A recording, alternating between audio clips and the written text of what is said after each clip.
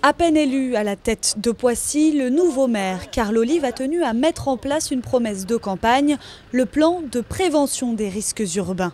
Pour cela, l'édile a demandé aux policiers municipaux de multiplier les opérations à destination des poids lourds. Force est de constater, après simplement 4 jours, qu'il y a eu près de 40 contrôles et plus de la moitié de verbalisation. C'est dire si on n'était pas dans une application de la loi telle que je le demande, mais dans une interprétation telle que je le supposais.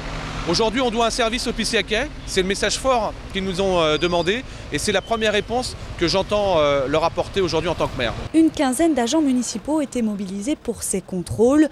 Objectif, rappeler la réglementation à certains chauffeurs peu scrupuleux, mais aussi et surtout éviter des accidents. Il était devenu assez habituel pour certains véhicules de transit de traverser ces voies interdites à la circulation, exposant par la même occasion donc les usagers de la route, notamment les cyclistes, les automobilistes et les piétons, à des risques d'accidents plus ou moins graves. C'est sur cette avenue Foch qu'une personne âgée avait perdu la vie en septembre 2011, renversée par un poids lourd. Alors pour les forces de l'ordre, cette présence policière permet de contrôler, mais aussi de sensibiliser aux risques.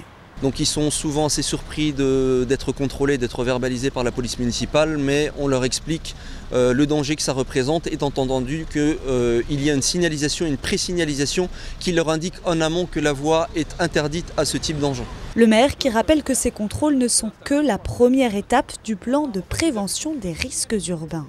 Là, on est dans une petite prévention, mais on passera une étape supplémentaire. Il faut que les gens comprennent qu'à Poissy, il y aura une tolérance zéro pour les incivilités routières. Prochaine étape pour Poissy et son nouveau maire, la mise en place de la vidéoprotection avec l'installation de 40 caméras de vidéosurveillance.